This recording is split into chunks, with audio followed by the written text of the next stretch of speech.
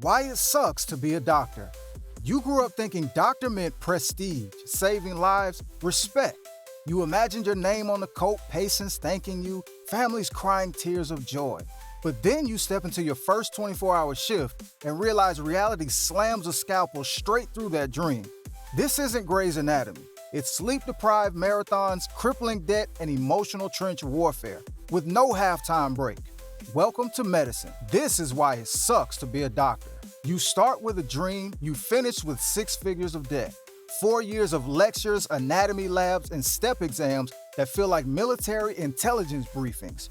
While your college friends get jobs, travel, or start families, you're memorizing glycolysis, surviving on coffee, and imposter syndrome. $300,000 later, your reward? A match into residency to start the real punishment. It begins before the sun rises. You slept 4 hours, maybe. The pager buzzes, the ER floods, and suddenly you're running codes like your license depends on it. Because it does. You're responsible for lives, but paid less than a barista. Your meals? Cold. Your bladder? Always full. Your brain? Fried. You work 80+ hours a week. You get yelled at for being tired, then again for missing something in a 2 a.m. chart. And the kicker? You still have exams, because the learning never ends, and neither does the suffering. You thought you'd help people. You do. Between battling EMRs from the Windows XP era, click, type, code, justify.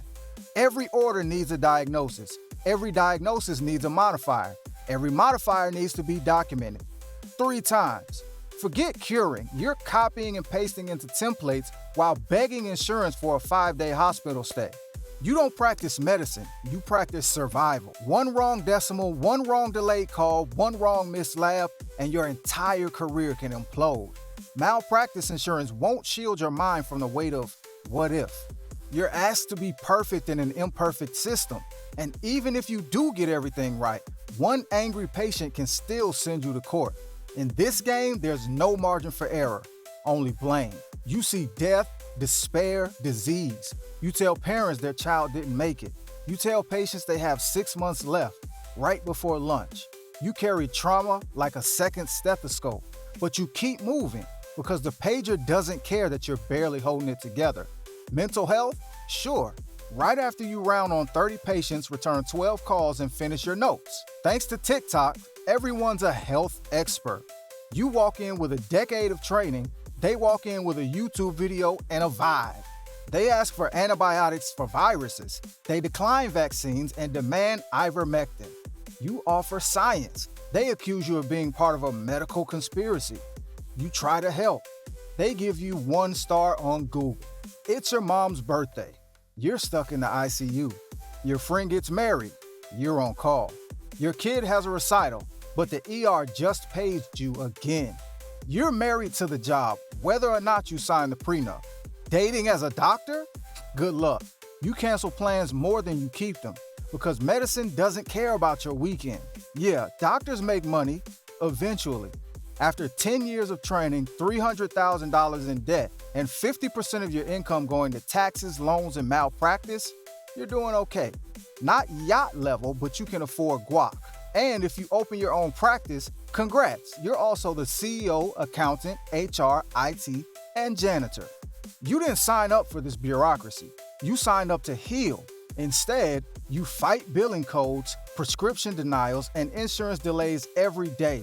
You beg for pre-approvals. You get ghosted by pharmacies. You lose sleep over a patient you can't help. Not because you lack skill, but because you lack permission. You're not burned out from medicine, you're burned out from the system that buries it. You walk out after a 28-hour shift.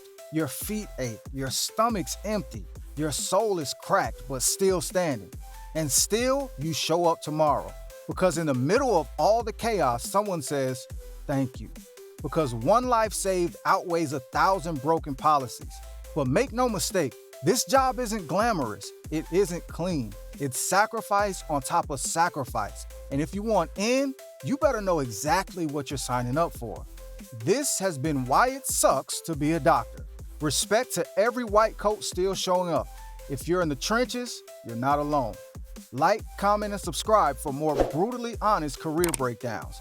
This is why it sucks. See you in the next one.